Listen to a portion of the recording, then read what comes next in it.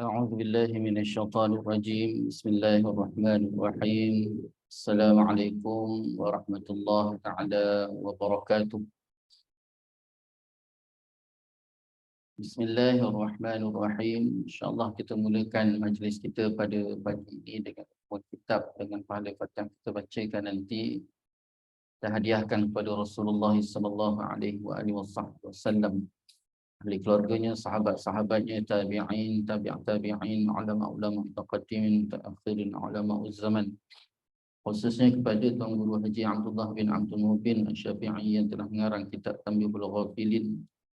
Seterusnya kita hadiahkan Al-Fatihah kepada pejuang-pejuang agama Allah Subhanahu wa taala, para syuhada, terutamanya sahabat-sahabat kita yang berada di Palestin, di Mesir, di Syria, di Yaman, Selatan Tai, di Rohingya, di Marawi, di Malaysia. Seterusnya kita hadiahkan Al-Fatihah kepada para salihin, wali-wali Allah, para muttaqin, para syakirin. Seterusnya kepada kedua ibu bapa kita, guru-guru kita, kaum keluarga kita, kaum muslimin dan muslimat. Al-Fatihah.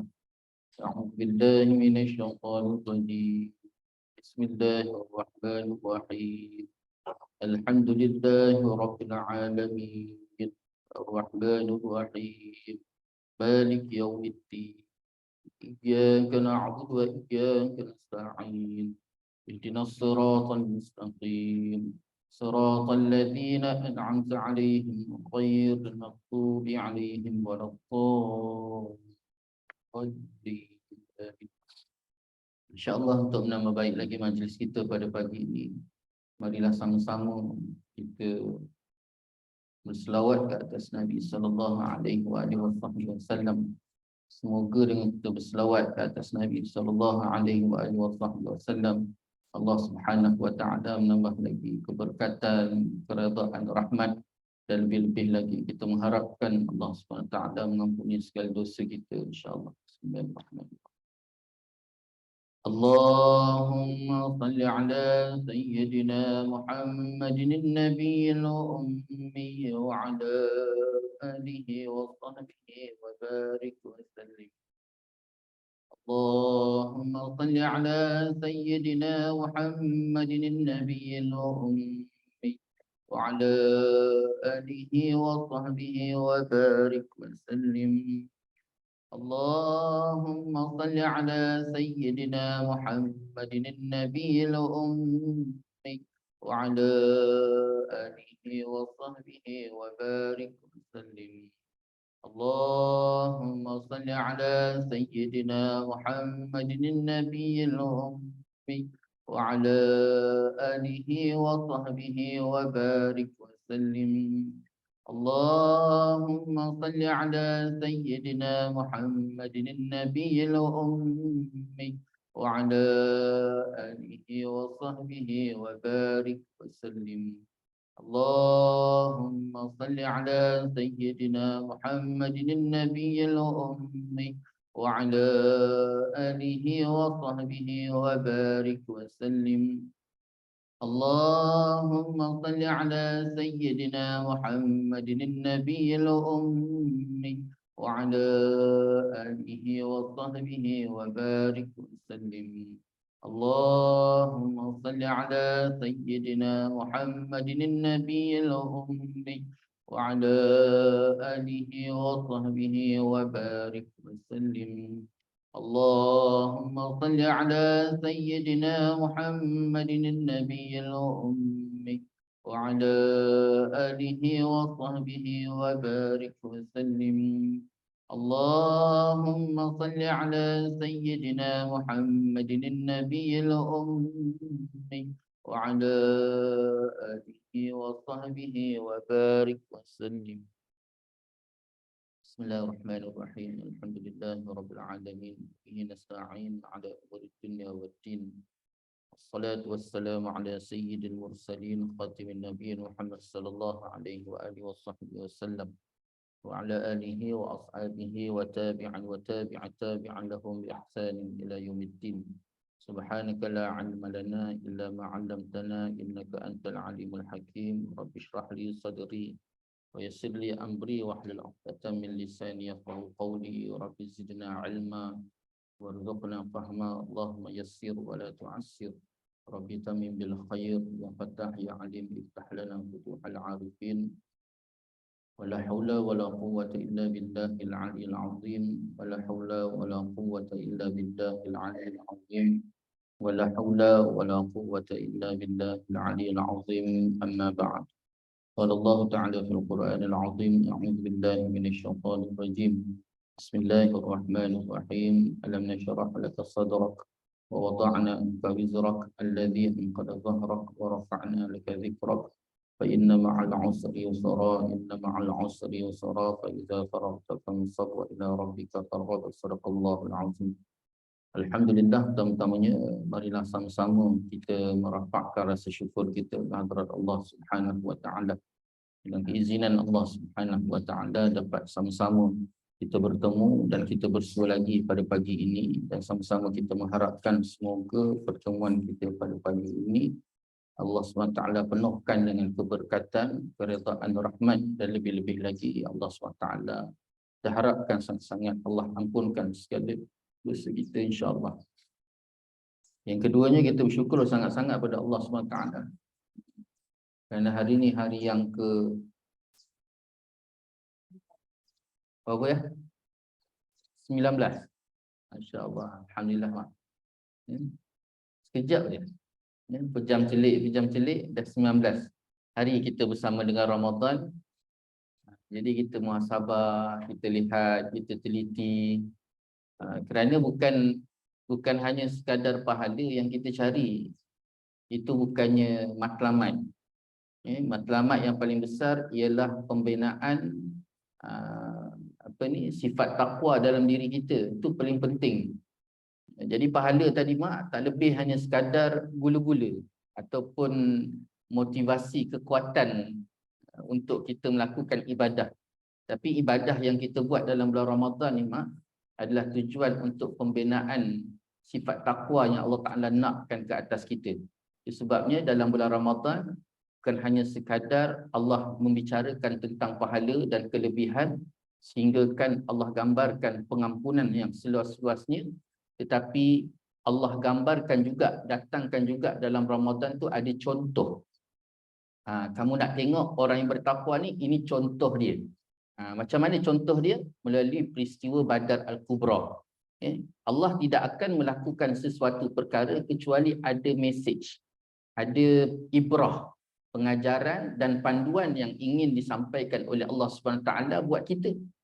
Jadi dalam perbicaraan pembinaan takwa dalam Ramadan, maka sudah pasti perlukan contoh. Itu sebab Allah datangkan peristiwa Badar di dalam Ramadan, tujuannya untuk menggambarkan kepada kita bahawa sifat takwa yang Allah nak tu contohnya ada kepada ahli Badar. Contohnya ada kepada ahli Badar. Boleh tengok ahli Badar tu. Salah satu contohnya apa mak? Salah satu contohnya kita tengok Bilal bin Rabah. Bilal bin Rabah tu di antara salah seorang ahli Badar yang Allah janjikan syurga untuk mereka. Ahli Badar ni memang dijanjikan syurga. Jadi hebat tak hebat keimanan mereka tu mak, sampaikan diceritakan Bilal bin Rabah ni pernah satu hari di zaman Khalifah Sayyidina Umar Al-Khattab dia demam. Jadi bila dia demam, setelah dia kebah tu mak, lepas baik demam tadi, lepas kebah tu, setiap kali dia ke mana pun berada di Madinah, maka mukanya tu senantiasa menghadap ke Mekah. Mukanya tu sentiasa menghadap ke Mekah. Sehingga kan tindakan Bilal bin Rabah ini nampak sangat oleh para sahabat tadi. Di antaranya Khalifah Sayyidina Umar sendiri. Dia tengok kenapa Bilal ni senantiasa menghadap ke Mekah. Lalu disapa oleh Sayyidina Umar. Sayyidina Umar tanya, kenapa duk sibuk pandang Mekah, ingat kampung halaman ke? Itu soalan, pertanyaan Sayyidina Umar Al-Khattab kepada Sayyidina Bilal bin Rabah. Dan akhirnya Sayyidina Bilal kata, tidak, dia kata, tak, aku tak rindukan kampung halaman. Kalau macam tu, kenapa seringkali kau berpaling ke arah sana? Lalu Sayyidina Bilal kata, sesungguhnya aku sangat-sangat merindukan keimanan, kemanisan keimanan aku ketika berada di Mekah. Walaupun aku duduk di Madinah dalam keadaan tidak ada cengkaman, tidak ada seksaan, tidak ada tekanan. Aku bebas untuk beriman, bebas untuk melakukan ketaatan pengabdian aku pada Allah SWT. Tetapi tidak aku rasakan manisnya iman ketika berada di Mekah. Jauh lebih rasa. Walaupun di sana ada tekanan, seksaan, tak bebas dalam melakukan keimanan dan pengabdian. Tetapi manis tu lebih jauh di sana. Itu sebabnya kalau kita lihat iman para sahabat terutamanya ahli Badar ni berbeza dengan kita. Mereka tu semakin diasak, semakin mereka rasa seronok bersama dengan Allah. Makin diasak, makin ditekan, Allah tekan mereka, maka semakin mereka berlapang dada, rasa tenang. Sebab apa? Mereka rasakan asakan tadi tanda Allah lihat mereka dan tanda Allah mendengar rintihan mereka. Berbeza dengan kita. Kita bila Allah beri kita kelebihan, beri kita nikmat, kita rasa apa? Alhamdulillah. Tapi bila Allah asak je kita, kita pun kata, ya Allah, kau tak sayangkan aku lagi ke ya Allah? Ni mak. Jadi kita kena tengok balik. Contoh macam mana keimanan yang sebenar yang dikendaki oleh Allah Subhanahu Wa Taala, dan contohnya itu ada pada ahli Badar. Dan inilah yang kita nak bina dalam Ramadan. Bukan hanya sekadar kita kejar pahala. Saya tak nafikan pahala tu. Tetapi kalau kita nak letakkan pahala itu sebagai kayu ukur untuk kita masuk syurga, cukup dengan 2 cerita saja. Apa 2 cerita tu? Cerita pertama, kisah seorang pelacur yang bagi minum air kepada seekor anjing. Kan semua orang dengar ni kan? Cuba bayangkan pernah dia bertaubat? Tak ada riwayat menyebutkan Rasulullah tidak menceritakan bahawa perempuan wanita tadi bertaubat. Tidak. Dia balik daripada melacur. Kemudian dia turun ke dalam perigi. Dia bagi minum seekor anjing. Kemudian anjing tadi minum sampaikan dia tak dapat minum. Sehingga selesai air tadi, dia pun ambil kasut dia balik. Dia pakai, dia jalan. Sampai tengah jalan, dia jatuh, dia meninggal. Allah perintahkan malaikat ambil dia bawa masuk syurga. Sahabat bertanya, ya Rasulullah, kenapa nak dimasukkan wanita pelacur ni dalam syurga? Sedangkan dia seorang pelacur. Nabi kata apa? Kerana dalam dirinya itu ada rahmat, ada kasih sayang. Ada kasih sayang dalam diri dia. Dan Nabi kata apa? La yadkhulul jannah illa rahim. Tidak akan masuk syurga kecuali orang yang ada kasih sayang dalam diri dia. Begitu juga satu kisah lain Nabi cerita. Bagaimana seorang abid, seorang perempuan ahli ibadah. Malamnya semayang, malam qiyamul lail, tahajud, baca Quran, siangnya puasa, dipenuhi hariannya kehidupan itu dengan ibadah sehingga dipanggil ahli ibadah. Tetapi akhirnya bila dia mati, Allah perintahkan malaikat ambil dia, campakkan ke dalam neraka. Sahabat bertanya, ya Rasulullah, kenapa? Dia ahli ibadah. Lalu Nabi kata, ketika dia hidup dulu, ada satu ketika yang mana dia tak puas hati dengan seekor kucing. Ni mak. Baik-baik mak. Mula menggiling semua dah. Dia tak puas hati dengan seekor kucing mak. Lalu dia kurung kucing tadi, dia tak bagi makan kucing tu sampai mati. Sampai mati. Lalu perempuan tadi, ahli ibadah tadi, bila dia mati je mak, Allah perintah malaikat ambil dia, campakkan dalam neraka. Sebab apa? Tidak ada rahim dalam diri dia. Ini je gambaran kepada kita, ibadah tu tak boleh nak dijadikan sebagai kayu ukur. Tapi kalau macam tu tak payah ibadah lah. Jangan. Dengan ibadah tu juga menjadi kayu ukur untuk kita menggambarkan usaha kita untuk mendapatkan redha Allah dan kasih sayang Allah. Penting tak? Penting. Tapi jelas Nabi kata kita tak masuk syurga dengan sebab ibadah. Tapi kita masuk syurga dengan rahmat Allah. Tapi nak dapat rahmat Allah kena ibadah. Tu. Wallahu alam. Tu peringatan mak. Ni dekat saat-saat akhir ni, jangan sampai kita angkat handbrake. Jadi terus beribadah. Beribadah bukan mencari pahala tetapi mencari redha Allah. Kemudian kita sambung lagi bacaan kitab Tanbihul Ghafilin yang telah dikarang oleh Haji Abdullah bin Abdul Mubin Asy-Syafi'i. Tanbihul Ghafilin, peringatan kepada orang yang lalai, perkara yang ke-6. Mak, saya nak minta izin mak dengan abah, boleh tak kita langkah baca yang ke-7? Sebab yang ke-6 ni ada benda part-part, bukan saya tinggal besok kita akan baca. Besok kita akan baca. InsyaAllah besok kita baca bab yang ke-6. Sebab benda 6 ni dia memang bersangkut paut rapat tentang kehidupan seharian kita.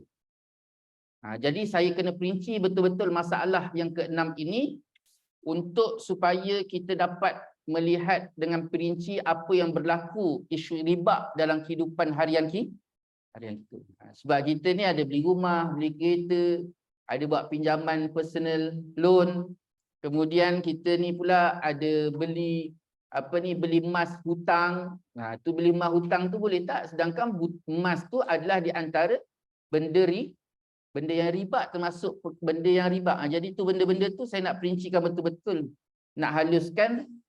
Jadi saya minta kepada mak untuk bagi saya masa sikit untuk kita perincikan, supaya jangan nanti besok bila kita baca balasan orang makan riba ni kan, kita relax aja, padahal kita termasuk. Jadi saya nak susun balik masalah-masalah, isu-isu yang bersangkut paut, patut kita muhasabah sama-sama insya-Allah.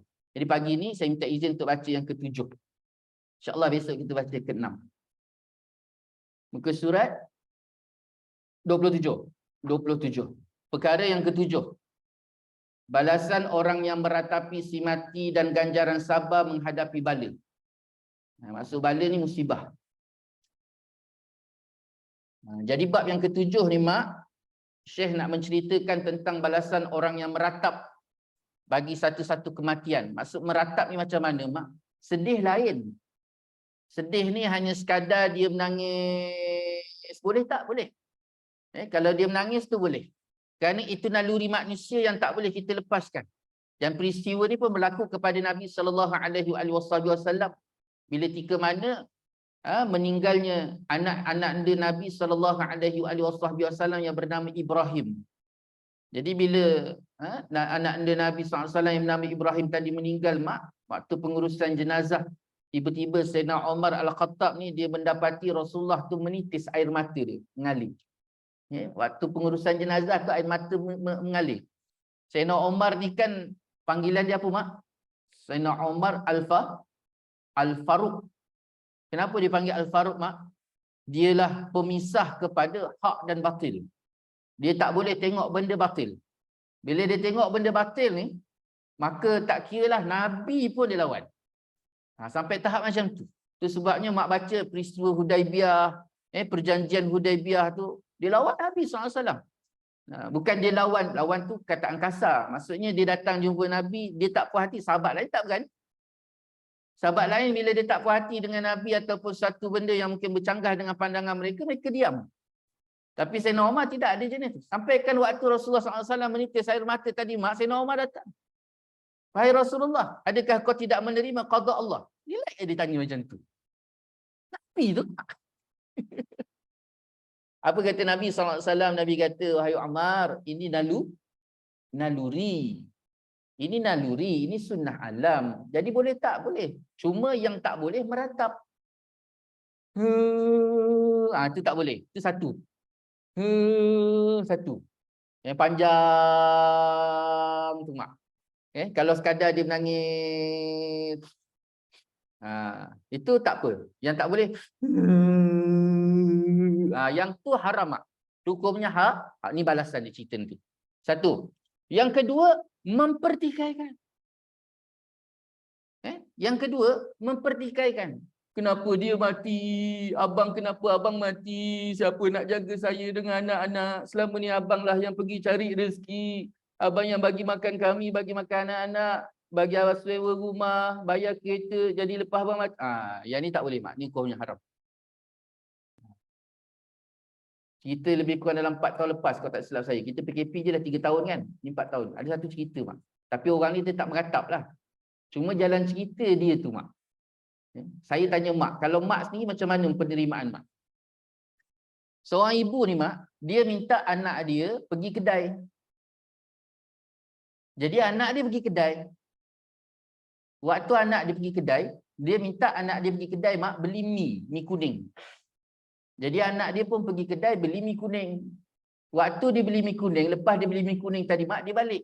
Dalam perjalanan balik, tiba-tiba dilanggar kereta. Anak dia mati. Saya tanya mak, ni saya minta mak gambarkan dan mak jiwai cerita ni. Walaupun cerita ni pendek je. Mak suruh anak, auzubillah, Mak dia suruh dia anak pergi kedai beli mi kuning, tiba-tiba anak dia balik dalam perjalanan balik dilanggar kereta mati. Apa perasaan mak dia?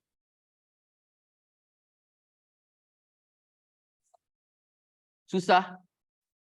Dia rasa besar. Kalau aku tak suruh dia pergi beli mi tadi, mesti dia tak kena langgar. Ini pun haram, mak. Ni hukumnya haram. Anak dia mati tak, mak? Kalau anak dia tak pergi beli mi kuning tadi, mati tak? Mati. La yasta'khiruna sa'atan wa la yastaqdimun. Iza jaa ajaluhum la yasta'khiruna sa'atan wa la yastaqdimun. Apabila datang ajal, tidak akan ditakhirkan dan tidak akan dipercepatkan. Maknanya 10-20 minit ada mati, mak, mati. Tak ada malaikat maut tu datang. Allah, Ustaz Adhah di tengah ceramah, tengah panas tu, biar dulu, tunggu sekejap. Tak ada. Nak ambil je, mak.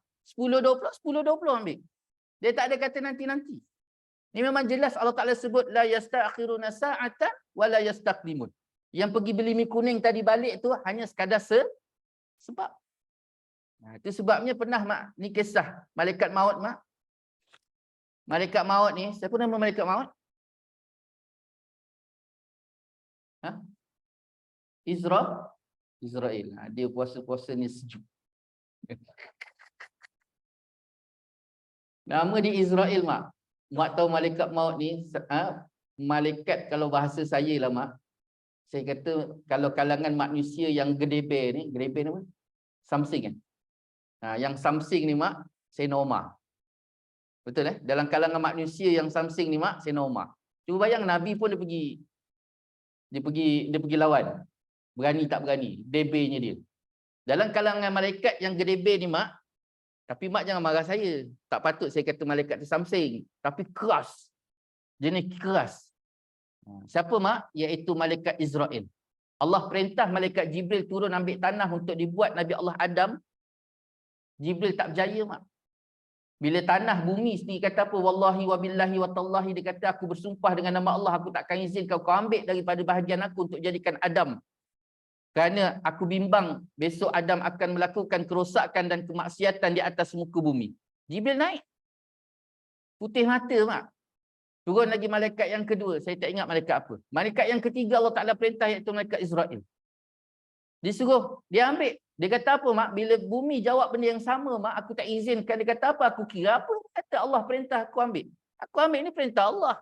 Dia ambil, mak, bawa naik. Satu. Yang kedua, mak, Allah perintah roh masuk dekat jasad Nabi Allah Adam AS. 200 tahun roh tadi berpusing. Allah perintah 3 kali. Wahai roh, masuk. Tak masuk. Wahai roh, masuk. Itu sebabnya kita ni degil, mak. Kita ni sifat degil tu kuat. Jangan buang sampah di sini. Tu paling. Makin kata jangan, makin dia buat.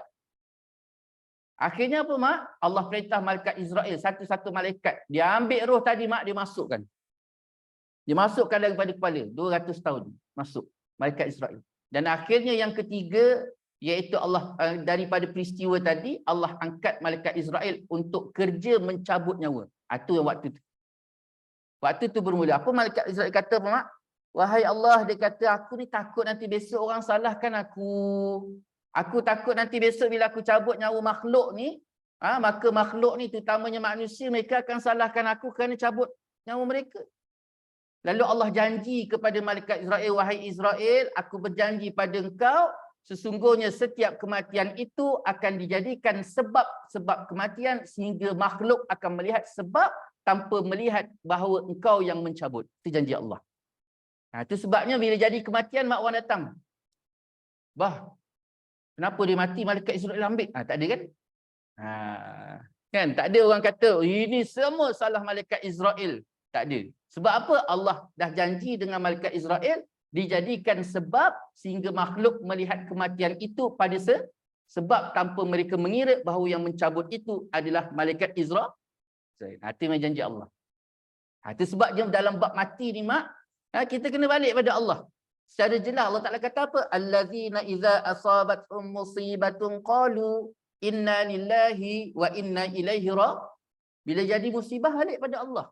Balik semula. Allah nak buat satu benda tu mak, semuanya atas qudrah, iradah dan qada' dia. Dia nak, dia ambil. Dia tak nak, kita tak ada apa-apa.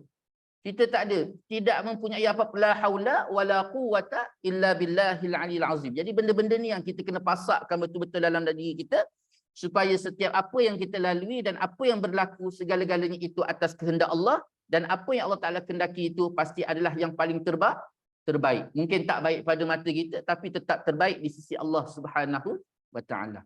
Jadi balasan orang yang meratapi si mati ni di antara benda yang akan dibicarakan dalam bab ni, begitu juga ganjaran orang yang sabar menghadapi bala ataupun musibah. Bab ini membicarakan tentang hukuman orang yang meratapi kematian insan lain yang dikasihi seumpama anak ataupun ahli keluarga maupun rakan taulan. Selain itu, ia juga akan menyatakan apakah pula ganjaran bagi orang yang sabar menghadapi balak dan ujian daripada Allah Subhanahu wa Ta'ala. Jadi mak, ni ada dua situasi. Satu, orang yang tak menerima balak tadi, musibah tadi.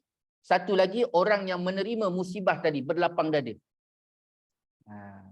Jadi macam mana kita nak letakkan ataupun nak bina diri kita supaya jangan sampai kita menjadi golongan yang menolak musibah Allah, menolak ketetapan Allah, menolak kehendak Allah, dan juga kita menjadi orang yang berlapang dada. Ni kita kena selesaikan dulu pagi ni, baru kita cerita bab balasan. Itu sebabnya perkara yang pertama sekali yang perlu kita selesaikan ialah kefahaman dan juga pembinaan keimanan dalam diri kita kepada Allah. Itu kena selesai dulu. Bila selesai isu iman, dibina dengan baik, maka insya-Allah apa sekalipun yang berlaku, maka dia akan datang dengan berlapang dada. Sebab dia punya sesi dia begini mak. Pertama sekali menuntut ilmu. Penting tak menuntut ilmu? Penting. Itu sebab Allah gambarkan kepentingan menuntut ilmu dan kewajipan ni mak, sehingga kan wahyu yang pertama Allah Ta'ala turunkan membicarakan tentang ilmu. Iqra' bismi rabbikal ladzi khalaq, khalaqal insana min 'alaq, iqra' wa rabbukal akram alladzi 'allama bil qalam 'allamal insana ma lam ya'lam. Allah Ta'ala tak bicara tentang suratul Ikhlas. Kalau kita fikir logik akal ya, patutnya Allah Ta'ala bicara tentang suratul Ikhlas. Kenapa? Kerana suratul Ikhlas, qul huwallahu ahad, Allahu samad, lam yalid wa lam yulad wa lam yakul lahu kufuwan ahad, membicarakan tentang Allah. Patutnya Allah Ta'ala perkenalkan dirinya kepada kita. Tapi Allah Ta'ala tak turunkan suratul Ikhlas itu yang pertama. Diturunkan yang pertama itu, Iqra' tadi membicarakan tentang ilmu, nak gambarkan kepada kita betapa besar pentingnya ilmu. Itu sebabnya wajib tuntut ilmu daripada lahir sampailah mati. Penting tak? Penting. Sampaikan, siapa mak? Nama seorang ulama Kelantan tu? Tok Wali tu? Siapa Zat? Wali Kelantan. Tok Kenali. Abah tahu tak bah? Tok Kenali pernah cakap, belajarlah, penting tak penting kita belajar daripada kita buayan sampai kita mati tadi mak. Penting tak penting tu. Kenapa? Kerana takut-takut ada amalan kita yang tak sempurna. Terutamanya solat. Lalu besok Allah Ta'ala tanya solat kita. Dan Allah Ta'ala tanya kesempurnaan solat tadi. Lalu bila kita tak dapat nak menggambarkan kesempurnaan solat sebagaimana yang dikehendaki oleh Allah, setidak-tidaknya bila Allah Ta'ala tanya, kenapa solat tak sempurna? Wahai Allah, aku masih lagi duduk dalam status orang menuntut ilmu. Maka kita harap-harap semoga Allah Ta'ala ampunkan kita. Itu penting. Duduk mak. Sekalipun tidur. Tak apa bang. Duduk, tidur. Itu jauh lebih baik mak daripada baca buku seorang diri di rumah. Kerana baca buku seorang diri kat rumah mak, perkara yang paling ditakuti, takut-takut pemahaman tadi disesatkan oleh syaitan. Jadi duduk. Kerana duduk tu mak, setidak-tidaknya Allah berikan keampunan dan kita harap Allah letakkan keberkatan dan kelapa, dan mungkin kalau Allah nak bagi ilmu boleh tak? Tak mustahil. Ini penting. Itu sebab yang pertama ilmu. Yang kedua setelah ilmu tadi mak mesti beramal. Ini penting. Nabi kata apa? Al-ilmu bila amalin kasyajarati bila samarin. Ilmu tanpa amal seperti pohon yang rendang tetapi tidak ada buah. Itu sebabnya mak jangan sibuk sangat dengan pokok bunga. Tanam pokok buah. Betul tak? Tak ada orang nak angguk. Semua senyap. Tanam pokok, buah ada buah mak, ada manfaat. Bunga ada tak? Ada. Tenang hati. Jadi kena amal. Nabi kata kalau tak beramal tu seperti pohon yang rindang tapi tidak ada buah. Maksudnya tak ada manfaat. Datang menuntut ilmu tetapi tidak beramal. Sedangkan ilmu itu untuk diamal. Ilmu itu untuk dijadikan panduan. Ilmu itu seperti tongkat. Hari ini, kalau kita pula hari ini, ilmu itu seperti torchlight. Kita duduk dalam satu tempat yang gelap, maka yang menyuluh kita tadi adalah torchlight. Torchlight itu seperti ilmu itu penting. Hari ini yang kita sampai sesat ni mak, sampaikan kita masyarakat kita berhadapan dengan masalah yang tak selesai-selesai ni. Kenapa? Disebabkan jahil. Dan syaitan hari ni banyak sangat makan gaji. Ya bah? Makan gaji buta. Apa yang dikatakan syaitan makan gaji buta mak? Syaitan makan gaji buta ni iaitu orang duduk ibadah, dia duduk main dam kat luar. Padahal kerja dia ialah menghasut manusia. Beribadah pada Allah. Tapi dia tak masuk. Dia pergi buat kerja, buat kerja lain. Pergi main dam dekat tepi surau. Kenapa mak? Sebab dia tahu. Dia tak perlu pun masuk kacau kita buat ibadah. Kita solat dia tak perlu ganggu. Sebab apa? Sebab solat kita, ibadah kita tadi dalam keadaan jahil. Bila ibadah yang dilaksanakan dalam keadaan jahil tidak dipandu dengan ilmu yang benar, maka ibadah tadi kosong. Itu sebab salah satu daripada syarat sah salat ialah seseorang itu mesti mengetahui segala perkara yang bersangkut paut tentang solat. Rukun dia, syarat sah dia, syarat wajib dia, makruh dia dan batal dia. Habis kalau dia solat tanpa dia tahu semua tu mak, sah tak? Tak sah. Sebab apa? Syarat sah mesti tahu. Jadi syaitan nak kacau lagi tak? Tak perlu. Main dam kat luar. Tiap-tiap bulan masuk bonus. Yang kedua. Yang ketiga mak, setelah kita menuntut ilmu, kita beramal. Setelah beramal mak, dekat situ akan datang samarat, buah. Dia akan tumbuh buah. Apa buah dia mak? Iman. Ini yang Sayyidina Umar kata apa mak? Sayyidina Umar kata sesungguhnya manusia ini suatu awal-awal kejadiannya dulu Allah jadikan manusia tadi, roh tadi disertakan dengan iman. Baik sama ada dia beriman di atas dunia ataupun dia tidak beriman, tetap disertakan iman dalam diri dia. Cuma iman tadi akan menyala, memberi sinar bagi diri seseorang bila tika mana dia beramal. Maka iman itu mak, contohnya seperti basikal. Abah ingat tak dulu bah? Basikal tua dulu. Gerek. Kan ada dynamo. Kan? Makin abah kayuh laju, maka makin menyalalah lampu tadi. Abah berhenti kayuh, basikal slow, maka lampu tadi pun malap. Jadi lampu tu mak seperti iman. Abah mengayuh tadi itu amal. Maka semakin kuat kita beramal, makin kuat kita mengayuh, maka semakin bersinarlah iman tadi. Penting tak? Penting. Maka daripada iman tadi itulah mak akan hasil pula buah yang kedua yang dipanggil sebagai sabar. Sabar ni mak ialah buah. Bukan boleh buat-buat. Dia balik-balik pada iman. Iman tu ada, maka akan adalah iman tu baik. Ada baik, maka baiklah sabar. Itu sebab waktu iman tengah baik ni mak, kan iman tengah baik ni bah, kan orang datang marah kita pun tenang je muka, sabar. Kenapa awak marah-marah? Yelah, awak letak kereta ganggu parking saya ni, contoh. Ganggu parking saya ni, parking saya. Oh, minta maaf, saya tersilap. Kalau saya, ni maknanya sabar. Kenapa datang sabar? Boleh sabar sebab iman dia tengah baik. Waktu iman dia tengah tak baik, sebab sifat iman ni Yazid, wayangkos, ada 3 naik, ada 3 turun. Waktu dia iman dia tengah tak baik, mak, awak parking kereta dekat tempat parking saya. Awak tak letak nama pun dekat parking tu. Gaduh, mak. Sebab waktu tu tak boleh sabar sebab iman dia tak baik. Kemudian daripada sabar tadi tu mak akan datangnya redha. Daripada sabar datang redha. Nah, itu yang tadi ni, isu yang kita bincang ni. Datang redha. Kemudian daripada redha tadi mak akan datang tawakal. Itu dia punya, panggil apa, nak sebut apa? Step-step dia.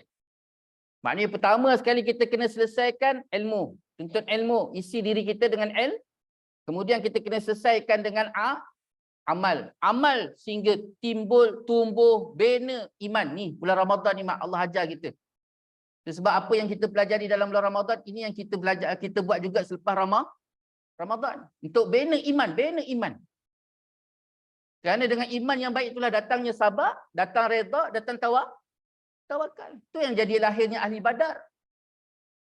Mak balik nanti mak baru buka dalam surah Ali Imran mak ayat 123. Allah gambarkan tentang sifat ahli Badar. Sifat orang Muslim dalam ahli Badar ni mak memang selemah-lemah tentera. Kalau dinilai pada fizikal memang selemah-lemah tentera. Sebab yang pergi tu hanyalah 300 nak dibandingkan dengan 1000. Itu bilangan. Kemudian yang kedua pula kelengkapan. Yang datang tu mak 300 orang tu mak hanya 2 orang sahaja yang berkuda. Yang lebih tu adalah sikit unta, kemudian kebanyakan yang berjalan kaki. Nak dibandingkan dengan musyrikin Mekah. Kaum musyrikin yang datang tu mak 70 ekor berkuda, 70 orang tentera berkuda, 70 orang tentera berunta. Kemudian 1000 tu pula mak siap dengan kelengkapan perang, baju perang, pedang. Sedangkan 300 orang ahli Badar tadi mak, mereka hanya betul-betul hanya berapa kerat sahaja yang memanah dan berapa kerat yang memegang pedang, yang punya pedang, dan selebihnya kebanyakan hanya membawa pelepah tamar. Allah gambarkan selemah-lemah mereka. Tapi disebabkan mak mereka mengena dengan SOP yang dikendaki oleh Allah. Apa maksud mengena SOP? Allah nakkan keimanan tu. Maka keimanan itu apa mak?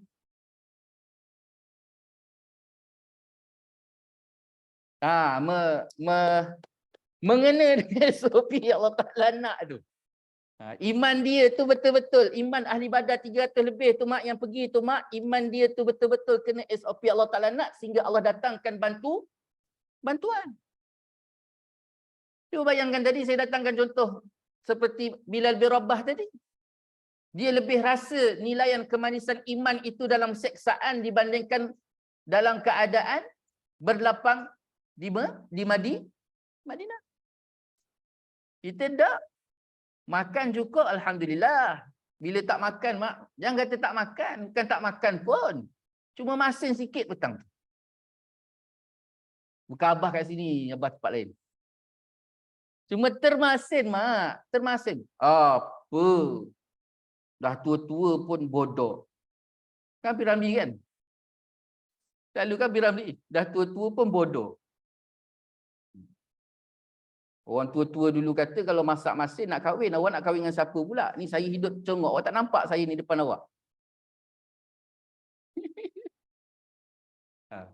Pada masin, siapa bagi masin mak?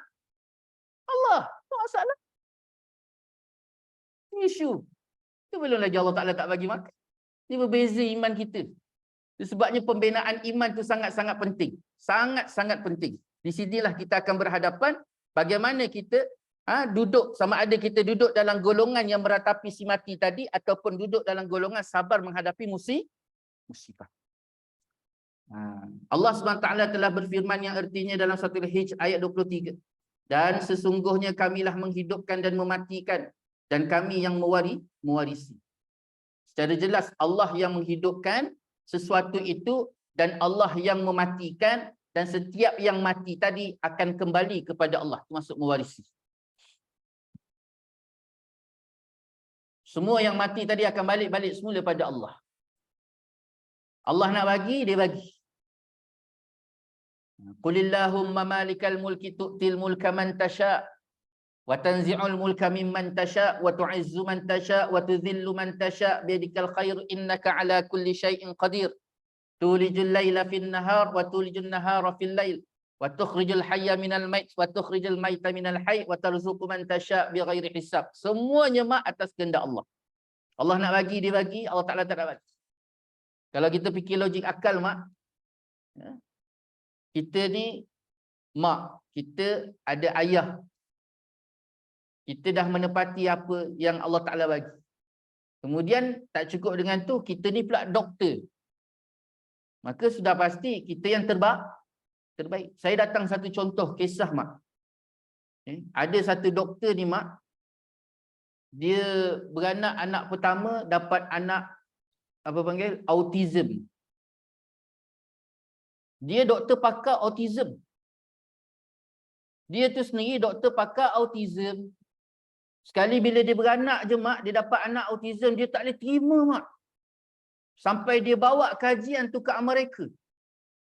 Dan dia tak boleh terima dia dapat anak autism tadi sebabkan dia doktor pakar autism. Dia dah jaga elok-elok. Akhirnya, mak, kerana dia tak boleh terima tadi, dia buat satu bilik khas untuk anak dia. Dia letak bibik kat situ. Dia tak pernah tengok langsung anak dia, bibik yang jaga. Kerana dia tak boleh nak terima anak tu sebagai anak dia. Lalu dia beranak lagi, mak. Dia beranak lagi, dapat anak yang kedua pun autism. Dia beranak anak yang ketiga dapat autism. Sampai dia tak boleh nak pandang kiri, pandang kanan, mak. Ni cerita betul, mak. Dia cerita sendiri. Pengalaman dia akhirnya baru dia tahu, baru dia tersedar. Dia hanya sekadar doktor yang berusaha tapi ketetapan Allah. Tak boleh.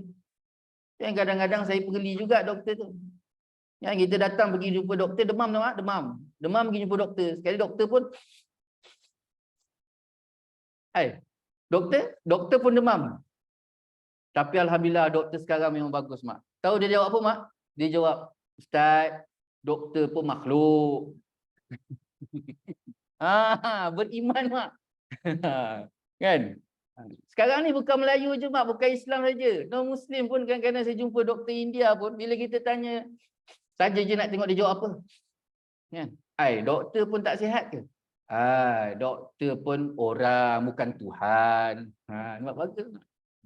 Nabi SAW telah bersabda, artinya akan dikeluarkan orang yang meratapi meraung kematian daripada kuburnya dalam keadaan dipakai kasut dan pakaiannya daripada minyak api neraka. Na'udzubillah min zalik. Kedua-dua tangannya berada di atas kepalanya sambil memanggil-manggil, lalu para malaikat pun menyahut sambil berkata amin. Kemudian mereka itu dimasukkan semula ke dalam neraka. Ini balasan bagi orang yang meratapi kematian, mak. Itu tadi. Panjang tu. Haram hukum dia. Tu belum lagi yang koyak kepala, koyak baju, tarik rambut. Sedih boleh tak? Sedih boleh. Tapi jangan sampai seperti mempertikaikan kematian. Jadi golongan ni, mak, na'udzubillah min zalik, akan Nabi kata apa? Besok di akhirat akan dikeluarkan dalam keadaan meratap, meraung kematian dan dikeluarkan daripada kuburnya dalam keadaan memakai kasut dan pakaiannya daripada minyak api neraka Allah SWT. Maknanya kasut dan pakaiannya tadi dalam keadaan dibakar. Terbakar, mak. Kemudian kedua tangannya berada atas kepalanya sambil memanggil-manggil. Lalu para malaikat. Maksud atas kepala ni macam mana, mak? Dia memukul-mukul kepalanya tadi. Dan dia memanggil-manggil malaikat tadi. Sehingga akhirnya malaikat tadi menyebut amin. Apa maksud amin kat situ? Iaitu perkenankanlah, memang patut azab kau macam tu.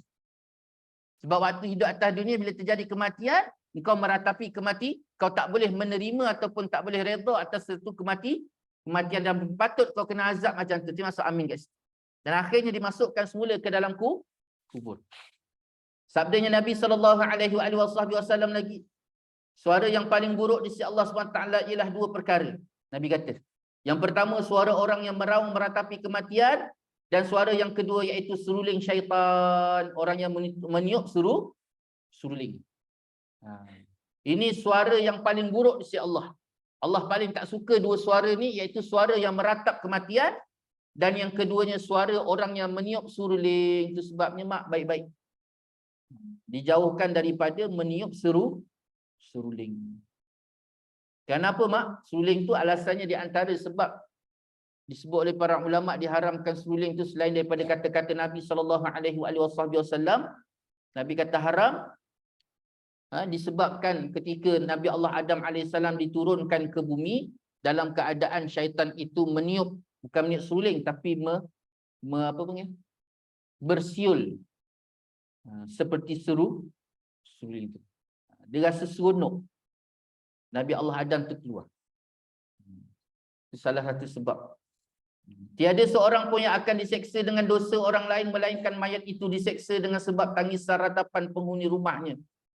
Jadi jenazah ni, jenazah ni bila mati, Nabi kata apa mak? Bila mati saja anak Adam terputuslah segala amalan kecuali 3 perkara. Yang pertama, doa anak yang soleh. Yang kedua, ilmu yang manfaat. Yang ketiga, sedekahul jariyah. Tetapi ada lagi satu amalan yang orang lain buat, dia diseksa. Apa dia mak? Iaitu orang yang meratapi kematian seseorang jenazah. Jenazah tadi patutnya dia dah tak seksa dah sebab amalan dia dah terputus dah. Dah tak ada dosa lagi atas dia. Macam contoh selalu berbangkit. Pernah tak mak dengar soalan ni mak? Ustaz, jenazah bila kita mandikan, kan kita pakaikan dia wuduk. Ambilkan dia wuduk. Habis kalau tiba-tiba isteri dia cium dia, ataupun suami cium jenazah isteri, batal tak wuduk dia? Ketawa mak. Mak macam mana mak? Yang hidup batal, yang mati tak batal. Penatlah mak jenazah tu nak bangun dia ambil wuduk balik. Tetapi satu amalan yang orang lain buat atas dosa mak, dia diseksa. Siapa dia? Iaitu orang yang meninggalkan waris ataupun sesiapa kerabat yang meratapi atas kematian dia terseksa. Atas ratapan tadi. Itu sebabnya bila nak meratap tu fikir-fikir bukan awak aja. Bukan awak aja yang Allah Ta'ala turunkan bala ataupun dosa. Azab bahkan sampai tahap jenazah yang mati itu pun akan diazab disebabkan awak meratap. Apabila disebut namanya oleh mereka itu dengan tangisan, maka malaikat Zabaniyah akan memukulnya dan berkata, engkau telah disebut oleh warismu dengan sifat ini. Lalu si mati berkata, aku sekarang tidak berdaya dan terlalu daif. Apa maksud daif? Lemah. Maka malaikat Zabaniyah berkata, mengapa engkau tidak mengajarkannya, iaitu mengingatkannya ketika hidup dahulu, itu maksud dia. Jadi bila sebut je, abang, kenapa abang mati bang? Maka akan dipukul jenazah tadi. Jenazah tadi akan dipukul oleh Zabaniyah. Lalu ketika tu jenazah akan jawab, wahai malaikat, kenapa aku pula yang dipukul? Sedangkan aku tak mampu apa-apa. Lalu malaikat Zabaniyah kata apa? Kenapa kau tak ingatkan ahli waris kau ketika berada di dunia dahulu? Tu mak ingatkan. Jangan duk ingat. Esok jangan lupa surat bawah bantal abah. Ada geran kereta, geran tanah, geran rumah. Dalam masa yang sama ingatkan juga. Esok aku mati jangan kau nak ratap-ratap. Kan? Nak ratap waktu hidup. Biar senang cerita. Nak bersilat sekarang. Nampak kan? Biar clear. Jangan besok. Itu pun boleh percaya ke? Seminggu je tahan dia meratap tu mak. Habis je edah, kahwin lain. Ya je. Nampak kan? Apa tinggalkan saya? Habis masuk bulan ke-5, 4 bulan 10 hari, masuk bulan ke-5, kelepang-kelepung naik atas. Suami dia meleleh je, korang asam, aku mati, kau menangis, aku kena azab, lepas tu kau menjedap pula kat atas tu. Ni mak, baik-baik mak, ingatkan. Ya, abah? Abah marah. Abah marah. Tak, dia gini mak, sebenarnya begini. Kira-kira dia sama je. Dia punya kira-kira sama je mak.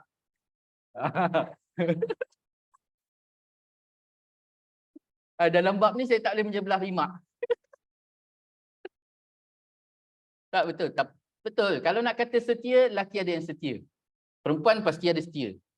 Tapi kalau nak kata tak setia pun, kita tak boleh nak kata tak setia. Sebab benda tu tuntutan. Kan? Kita tak boleh gambarkan sesuatu tuntutan dengan pandangan negatif. Tak boleh. Mak sampai masa kita nak kahwin, kahwin mak. Tak ada masalah. Cuma saya cerita tentang meratap tadi. Ya je meratap. Lepas tu, habis edah kahwin. Sebab saya banyak jumpa mak. Saya banyak jumpa. Masa dia menangis, sebab kita dah terbiasa kan. Masa menangis tu kita geling dah. Betul mak. Sampai kau rumah saya cuit. Tak baik mak.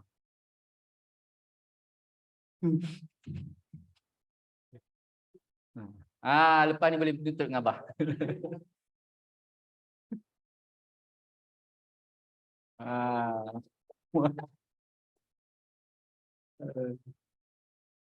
Okey, kita jalan lagi. Kemudian dalam hadis yang lain, Nabi SAW menerangkan keadaan orang yang meratapi itu di dalam neraka. Tadi dalam kubur. Dua hadis Nabi SAW, Nabi gambarkan bagaimana besok bila mati, jenazah yang diratapi tadi dalam kubur. Allah Ta'ala akan pertama, seksaan atas orang meratap. Yang kedua, seksaan bagi orang yang diratap. Jadi dua hadis tadi tu. Itu berada dalam kubur. Yang sekarang ni dalam neraka pula. Nabi SAW bersabda, nanti akan datang orang yang meratapi kematian di dalam neraka itu dalam dua barisan. Satunya di sebelah kanan ruang neraka dan keduanya adalah berada di sebelah kiri isi neraka. Dalam keadaan meraung-raung mereka seperti pekikkan keldai dan anjing. Ini gambaran pula bagi mereka yang meratap jenazah tadi bila dalam kubur, bila dalam neraka. Maka Allah letakkan dua barisan. Maksud dua barisan ni, satu belah kanan neraka, satu belah kiri. Dia akan duduk belah kanan, belah kiri. Dan kerja mereka ni akan meratap seperti keldai dan juga anjing.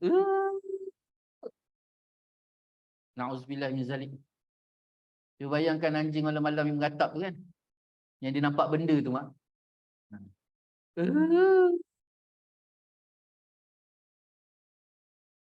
Yelah kat dunia dulu kan dia mengatap. Mengatap puas-puas dalam neraka. Lebih kurang macam itulah bahasa dia.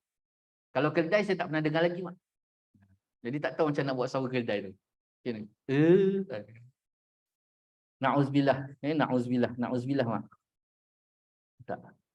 Kita minta lindung daripada Allah.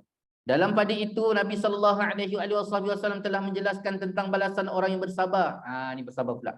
Atas kematian orang yang disayangi dengan sabdanya.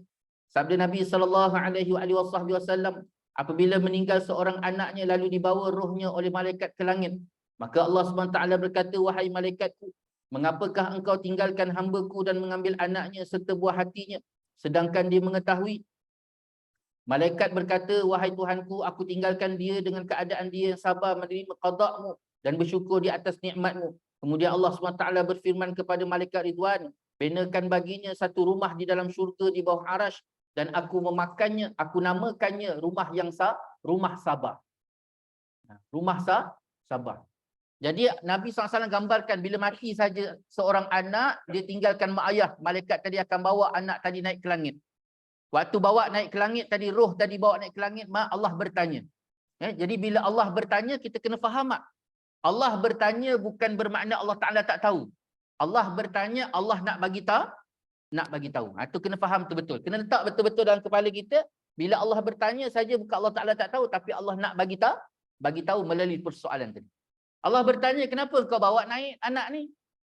Tinggalkan mak ayah dia, mesti mak ayah dia dalam keadaan sedih. Lalu ketika itu malaikat menjawab, wahai Tuhanku, aku tinggalkan dia dengan keadaan dia sabar, mak ayah tadi dalam keadaan sabar dan juga menerima qada'mu dan bersyukur atas segala nikmat-Mu. Ni orang tadi. Mak ayah tadi bila mati anak saja, dia mati dalam keadaan meninggalkan mak ayah dia dalam keadaan sabar. Maksud sabar mak, dia tahan diri dia. Hati kita pilu tak? Pilu. Sedih tak mak? Sedih. Kehilangan orang yang tersayang ni sedih tak? Kita jangan kata meninggal mak. Cukup dengan kita kata anak kita sakit duduk kat hospital. Demam tu saja. Demam je mak. Jangan kata nak duduk hospital, yang demam tu saja. Pun dah tak tentu arah dah itu. Betul tak mak? Anak yang demam tu saja dah tak tentu arah. Tidur pun tak lelap. Kejap-kejap terjaga tengok anak. Dia yang kuat dalam bab ni, yang kuat sabar abah. Abah relax. Tapi khabar kat sini apa tempat lain. Jadi sabar mak. Sabar tu menahan diri, menahan. Rasa tetap rasa tetapi dia menahan rasa tadi. Dia menahan tidak sampai dia merah. Dia tak meluahkan sehingga sampai dia meratap. Ataupun dia tak meluahkan sampai dia menggambarkan dia rasa tak puas hati. Itu sebabnya malaikat kata aku tinggalkan mereka ini dalam keadaan sabar. Dan yang kedua, mereka itu dalam keadaan menerima qada'mu dan bersyukur terhadap segala nikmatmu. Terima kasih Allah. Semoga Allah beri kebaikan. Dia bersangka baik pada Allah atas ujian yang Allah berikan pada dia. Sebabnya macam mana pun mak, keadaan balik pada Allah dan bersangka baik dengan Allah. Dan doa pada Allah supaya Allah berikan kita ketenangan. Sebabnya konsep hidup kita ni mudah mak. Mudah saja konsep hidup kita ni. Falsafah hidup kita mudah. Allah akan ambil apa yang kita sayang. Sebab apa mak, Abah? Sebab Allah tak nak kita, yang pertamanya sebab Allah sayangkan kita. Allah terlalu amat sayangkan kita. Yang keduanya mak, Allah tak nak kita bertuhankan makhluk.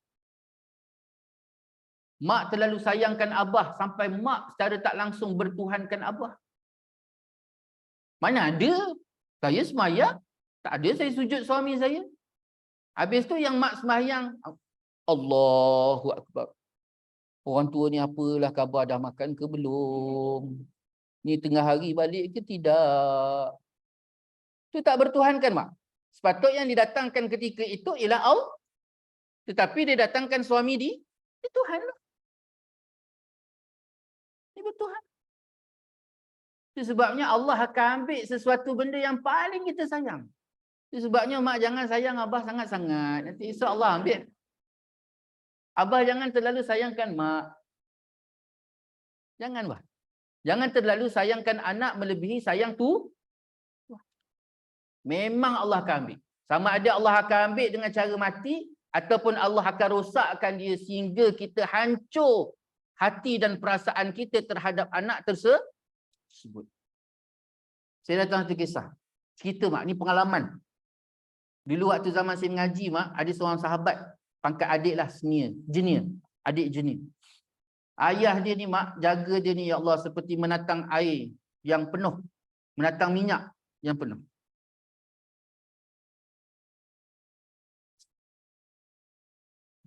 Tak boleh diusik. Ustaz rotan dia datang tak puas hati, dia rangsang sekolah macam-macam. Sampai habis-habis dia kata apa, Ustaz sepatutnya orang hafal Quran ni Ustaz kena nilainya tinggi, kita kena hormat dia, naikkan dia begini. Dia pula ajar Ustaz. Memang mak. Akhirnya mak, anak tu hari ni saya jumpa mak dalam keadaan hisap dadah. Jangan lebih-lebih. Bila terlalu lebih-lebih Allah akan ambil. Maksud ambil itu sama ada mati ataupun Allah rosakkan dia untuk rosak, hancurkan harapan tadi. Sebab harapan tu hanya pada Allah. Sepatutnya bila harapan pada Allah. Tak boleh letak harapan pada makhluk. Bila letak saja harapan, abah ni tak ada lain, abah harapkan kau, kalau tak ada kau nanti, kalau tak ada abah dah siapa? Tak boleh. Harap pada Allah. Itu sebabnya kan abah biasa dengar tak ayat tu? Abah ni bukan apa-apa, abah ni harapkan kau lah anak tunggal abah yang nak jaga mak kau, jaga tanah, jaga geta-geta kita, kuda-kuda abah. Tak percaya tengoklah mak, abah mati je esok, habis semua dengan mak-mak goodbye. Betul. Sebab yang menjaga siapa mak? Allah. Jangan langgar batas ni. Bila kita langgar batas ni, Allah kan. Kita yang sampai Allah uji kita berat tu mak, sebab kita masih lagi meletakkan hati perasaan kita pada makhluk. Dan Allah dengan kasih sayang dia rosakkan harapan, dia hancurkan harapan tadi. Supaya hati kita balik pada Allah. Allah sayang kita tak? Sebab dia sayanglah buat kita macam tu. Dan akhirnya Allah akan perintahkan kepada malaikat Ridwan supaya benakan satu rumah di dalam syurga sehingga Allah namakan rumah itu nama rumah sabar. Sebab bukan senang nak jadi orang sabar menerima musibah tu mak. Cakap boleh lah. Saya bercakap dengan mak boleh. Esok lusa anak saya demam mak, kecut pokok juga. Sebab apa? Itu satu musibah yang bersangkut paut tentang hati dan perasa dan naluri manusia pasti sakit. Tapi waktu itulah kita kena berdoa setinggi-tinggi pada Allah. Kena berdoa. Minta, ya Allah tolong. Tapi itulah yang Allah Ta'ala nak sebenarnya. Jika kita balik pada Allah, ya Allah, tengok orang yang kita sayang duduk atas katil dan pakai wire banyak tadi ya. Hati kita kecut tak? Kecut. Kena pula mak waktu tu abah terbaring, na'udzubillah min zalik. Mungkin di kalangan mak ada yang merasai situasi tu. Duduk abah tak sedar-sedar ditidurkan, istilah tak tidur. Bila kata ditidurkan semua takut hari ni mak. Kena pula abah itulah segala-galanya. Abang bangunlah bang, abang bangun bang. Patutnya mak, abang bangun tu ditukar. Ya Allah, tolonglah ya Allah. Minta. Allah nak yang macam tu. Itu sebab dia bagi macam tu. Jadi kena balik pada Allah. Supaya kita meratap pada Allah. Meratap pada Allah. Jadi akhirnya Allah letakkan nama rumah tadi, nama rumah sah. Bukan mudah. Tapi ujiannya pun besar. Sabdanya lagi. Wallahu ta'ala alam. Boleh mak kita berhenti situ? Saya risau takut nanti kan ada orang tersenggut-senggut. Bukan mak yang tersenggut, saya yang tersenggut. Wallahu ta'ala alam. Kita berhenti kat situ. Sabdanya lagi berkenaan kelebihan sabar dalam menghadapi ujian. Jadi itulah mak, sikit sebanyak yang dapat kita kongsi bersama kita. Banyak-banyak doa minta pada Allah supaya Allah Ta'ala berikan kita kefahaman yang baik. Diberikan kita kekuatan, kelapangan jalan untuk senantiasa kita duduk dalam ketaatan dan pengabdian pada Allah SWT. Dan kita minta sangat-sangat pada Allah supaya Ramadan pada kali ini Ramadan yang paling terbaik. Bukan untuk kita sahaja, pasangan kita, anak keturunan kita. Supaya apa yang Allah Ta'ala kendaki di sebalik daripada setiap yang Allah Ta'ala sediakan pada Ramadan ini, kita capai dengan baik dengan izin Allah dan atas kehendak Allah. Semoga kita baik di dunia, lebih-lebih lagi baik di akhirat. Rabbana atina fid dunya hasanah wa fil akhirati hasanah wa qina adzabannar. InsyaAllah kita akan bermajlis dengan tasbih kafarah dan subhanallah alhamdulillah asyhadu an la ilaha illa anta astaghfiruka wa atubu ilaik. Bismillahirrahmanirrahim. Wal 'asri innal insana lafi khusr illa alladhina amanu wa 'amilus solihat wa tawassaw bil haqq wa tawassaw bis sabr. A'udzubillahi minasyaitonir rajim. Bismillahirrahmanirrahim. Alhamdulillahirabbil alamin. Wassallallahu ala sayyidina Muhammad wa ala alihi wa sahbihi wa baraka wasallam. Allahumma rabbana zalamna anfusana wa illam taghfir lana wa tarhamna lanakunanna minal khasirin. Allahumma rabbana hab lana min azwajina wa dhurriyyatina qurrata a'yun waj'alna lil muttaqina imama. Rabbana la tuzigh qulubana ba'da idh hadaytana wa hab lana min ladunka rahmah innaka antal wahhab. Rabbana atina fid dunya hasanah wa fil akhirati hasanah wa qina adzabannar.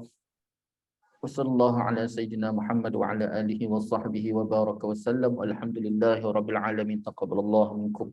Wabillahi taufiq wal hidayah. Wassalamualaikum warahmatullahi taala wabarakatuh.